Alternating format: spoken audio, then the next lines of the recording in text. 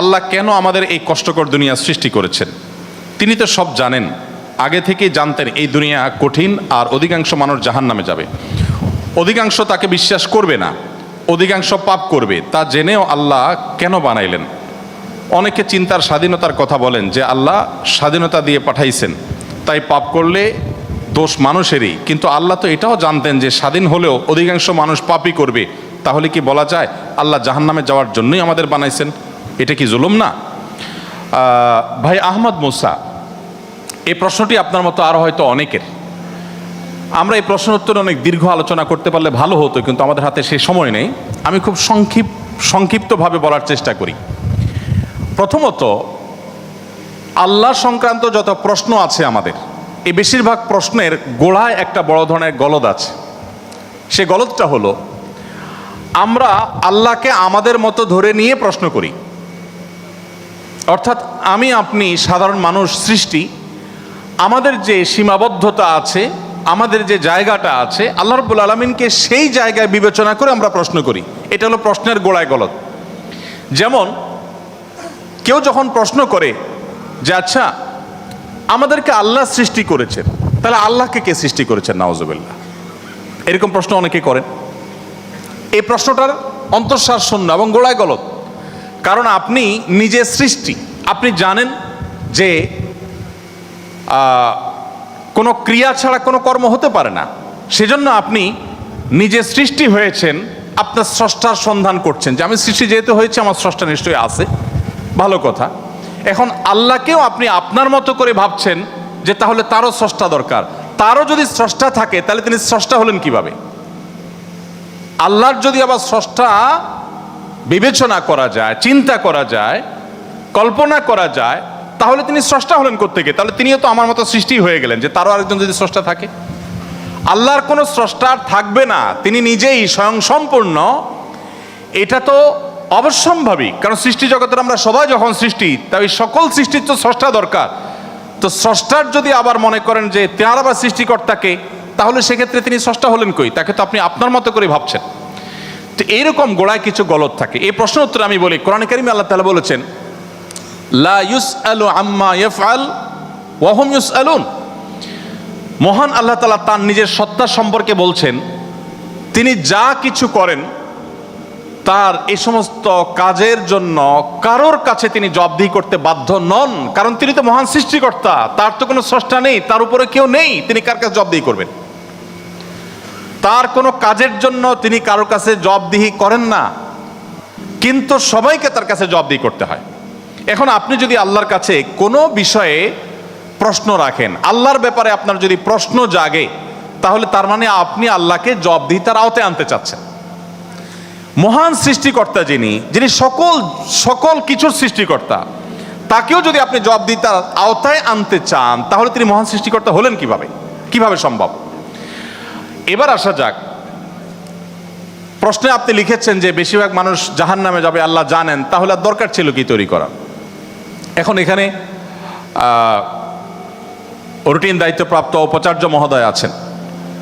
যদি বলা হয় কোনো শিক্ষা প্রতিষ্ঠানের প্রধানকে যে স্যার আপনি জানতেন আমরা বেশিরভাগ ছাত্র পরীক্ষা ভালো করব না, আমরা আন্দোলন সংগ্রাম নিয়ে ব্যস্ত ছিলাম, পরীক্ষাটা ভালো হবে না, আপনি জানতেন স্যার, তারপর আপনি পরীক্ষাটা কেন দিলেন বলেন? কোন কথার উপরে ঠিক? পরীক্ষা দেওয়া হয়েছে কেন? এই জন্য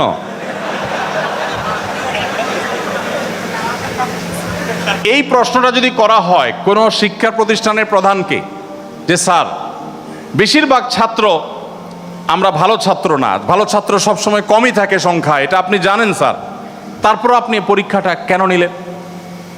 স্যার যদি পাল্টা প্রশ্ন করেন, পরীক্ষা যদি আমি না নিতাম তাহলে তোমরা বলতো স্যার আমরা পরীক্ষা দিয়ে দেখতেন, সবাই পারতাম। এ কথা বলার অপশন থাকতো কি থাকতো না? স্যার আপনি পরীক্ষা দেন নাই কেন? আপনি দিতেন, দেখতেন আমরা কি পরিমাণ যোগ্য, কি পরিমাণ পড়াশোনা আমরা করেছি, আন্দোলন করেছি, তাতে কি হয়েছে? পড়া পিছিয়ে নেই, আমরা সব ক্ষেত্রে আগে আছি, এর ফাঁকে ফাঁকে আমরা পড়ালেখা করেছি। তাহলে আল্লাহ রাব্বুল আলামিনকে আপনি একই প্রশ্ন করতে চাচ্ছেন যে আল্লাহ বেশিরভাগ মানুষ তো জাহান্নামে যাবে, আপনি জানেন, তাহলে সৃষ্টি করলেন কেন? এখন মানুষকে যদি আল্লাহ তাআলা এই অনুভূতি শক্তি তার সৃষ্টির আগেও দিতেন, তাহলে মানুষ তো বলতো আল্লাহ ফেরেশতাদের তৈরি করেছেন, জিনদের সৃষ্টি করেছেন, আমাদেরকে কেন সৃষ্টি করে ইচ্ছা শক্তি দিলেন না, তাহলে আমরা একটু দেখাই দিতাম। আপনি এই প্রশ্ন তো আল্লাহকে করতে পারতেন।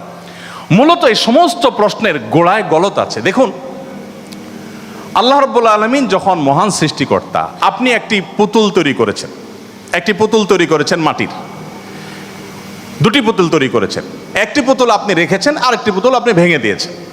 এখন আমি যদি আপনাকে প্রশ্ন করি, ভাই কাজটি কি ভালো হলো? একটা পুতুল রাখলেন আর একটাকে ভেঙে দিলেন, কেন এরকম করলেন? আমার এই প্রশ্ন করাটা আপনাকে যদি আমি জবাব দিই তার আওতায় আনি, যে আপনাকে বলতে হবে এটা ইলজিক্যাল কাজ, কেন করলেন? আপনাকে প্রশ্ন যদি আমি করি, এই প্রশ্ন করার কি অধিকার আসলে আমার থাকার কথা? আপনি পুতুলটা সৃষ্টি করেছেন মাটি থেকে, করে আপনার একটা ভালো লেগেছে রেখেছেন, আর একটা ভালো লাগেনি ভেঙে ফেলেছেন। পৃথিবীর কোনো মানুষ আপনাকে জবাব দিয়ে তার আওতায় আনতে পারে, এই অধিকার আছে কারোর? থাকার কথা না। এটা একান্ত আপনার ব্যাপার। আল্লাহ রাব্বুল আলামিন যখন কিছু মানুষকে জান্নাতে দিবেন, কিছু মানুষকে জাহান্নামে দিবেন, জাহান্নামীদের সংখ্যা অনেক বেশি হবে, এই সংবাদ জানার পর আমার মধ্যে তো এই তাড়া কাজ করার কথা, যদি আমাকে জাহান্নামে যেতে হয় তাহলে আমার পরিণতি কি হবে? তাহলে আমি কিভাবে বাঁচতে পারি, কিভাবে রক্ষা পেতে পারি, কিভাবে আমি আল্লাহর কাছে আর্গুমেন্ট করতে পারি, কিভাবে প্রার্থনা করতে পারি, কিভাবে নিজেকে আমি সে শুদ্ধতার পথে রাখতে পারি? আমার তো সেই প্রচেষ্টা থাকবে। সেটা না করে আমি আল্লাহকে প্রশ্ন করছি, আল্লাহ কেন দিবেন জাহান্নামে, বলেন আগে। ব্যাপারটা কেমন হলো? আসলে আল্লাহ সম্পর্কে ধারণা না থাকার কারণে, বা আমাদের মতো করে আল্লাহকে ভাবনা চিন্তা করার কারণে, কল্পনা করার কারণে এই ধরনের প্রশ্ন আমাদের মনে আসে। যেহেতু আমাদের সামনে জান্নাত অথবা জাহান্নাম দুটি পথের একটি, অতএব একজন ইমানদার, একজন বুদ্ধিমান মানুষ, তিনি তার জান্নাতের পথকে সুগম করার চেষ্টা করবেন, জাহান্নাম থেকে বাঁচার চেষ্টা করবেন। তিনি আল্লাহকে প্রশ্ন ছুড়ে দিবেন না। আল্লাহকে প্রশ্ন ছুড়ে দিয়ে কি হবে বলেন? আমি আরেকটা উদাহরণ দেই। ধরুন আপনি একজন মানুষ, আপনাকে বলেছে দরখাস্ত দিতে, তুমি আমার কাছে দরখাস্ত দাও।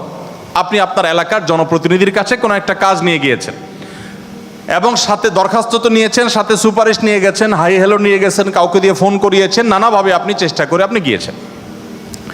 সেই ভদ্রলোকের অফিসে যাওয়ার পর আপনি অনেক চেষ্টা করেছেন, কাজটা হয়নি। এখন আপনি কিন্তু জানতেন যে আমি দরখাস্ত লেখার নিয়ম আছে সেই হিসাবে লিখেছি, আবার সুপারিশও করেছি, কিন্তু আসলে হবে সেটাই যেটা তিনি চাইবেন, তার এখতিয়ার আছে এটা পাশ করা বা না করা। এখন আপনি যদি যে তাকে বলেন, ভাই নেতা সাহেব, যেহেতু বিষয়টা সম্পূর্ণ আপনার ইচ্ছাধীন, আপনি দিবেন কি দিবেন না সম্পূর্ণ আপনার এখতিয়ার, আইনও সেভাবে, নিয়মও সেভাবে, সিস্টেমও সেটা, এখতিয়ার 100% আপনার অধীনে, আপনি চাইলে দিবেন, না দিলে নাই, তাহলে নাটক কেন করলেন? দরখাস্ত দেওয়ালেন কেন আমাকে দিয়া? আমাকে কেন আসতে বললেন? আপনি জানেন সিদ্ধান্ত নেতার হাতে, সিদ্ধান্ত জনপ্রতিনিধির হাতে, সিদ্ধান্ত সে ব্যক্তির হাতে। আপনি জানেন তিনি যা ডিসিশন নেবেন সেটাই হবে। এটা জানার পরও আপনি কিন্তু আপনার চেষ্টায় কোনো ত্রুটি করছেন না, এমনকি আপনি পাবেন না সেই সম্ভাবনা জোরালো হওয়া সত্ত্বেও আপনার চেষ্টা কিন্তু আপনি ত্রুটি করেন না। সেখানে আপনি মানুষ হয়ে বলছেন যে আল্লাহ যাকে জাহান্নামে দিবে সে তো জাহান্নামে যাবেই, এর ব্যত্যয় তো হবেই না, তাহলে আমার আর কষ্ট করে লাভটা কি? আরেকটি উদাহরণ মনে হয়েছে। এক ভদ্রলোক, তিনি একজন মুসলমানকে, একজন সন্দেহের মধ্যে থাকা মুসলমান, নামকাওস্তে মুসলমান, তিনি একজন সিরিয়াস মুসলমান, প্র্যাকটিসিং মুসলমানকে জিজ্ঞেস করতেছে, ভাই প্রতিদিন নামাজের জন্য আহ্বান করে, ভাই নামাজ পড়তে চলো। তো বেনামাজি মুসলমানটা বলে, না ভাই আমি যাব না। তো একদিন বলতেছে, আচ্ছা শুনেন, আল্লাহর ইচ্ছার বাইরে তো কিছু হয় না, আমি আসলে নামাজে যাই এটা আল্লাহ চাচ্ছেন না, এই জন্য আমি যাই না।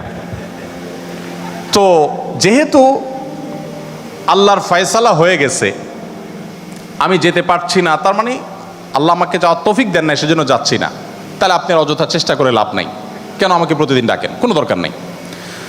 তো এই ভদ্রলোক তিনি যখন বলেছেন যে আল্লাহ চাইলে তো আমি নামাজ এমনিই পড়তে যাব, আল্লাহ যখন আমার জন্য নামাজের ফয়সালা করবেন, আপনি ডাকা ছাড়াই আমি যাব, আর না করলে তো আমি যাব না, তাহলে আপনি অযথা কেন চেষ্টা করছেন?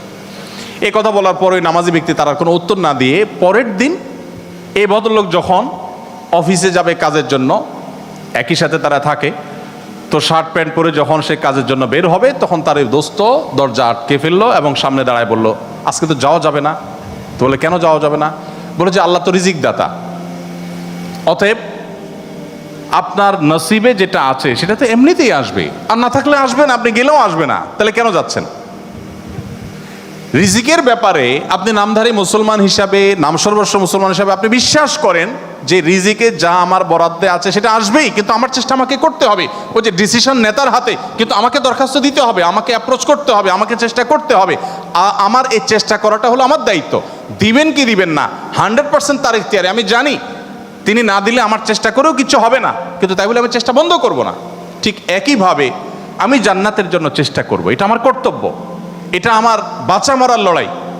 আল্লাহ তাআলা আমাকে জান্নাতে দিবেন কি দিবেন না ডিসিশন তারটাই চূড়ান্ত, তাহলে আমার কাজ করে লাভ কি? এই প্রশ্ন একেবারেই অবান্তর, একেবারেই অযৌক্তিক, কারণ পার্থিব জীবনে অন্য কোনো ক্ষেত্রে আমরা এটাকে অ্যাপ্লাই করি না।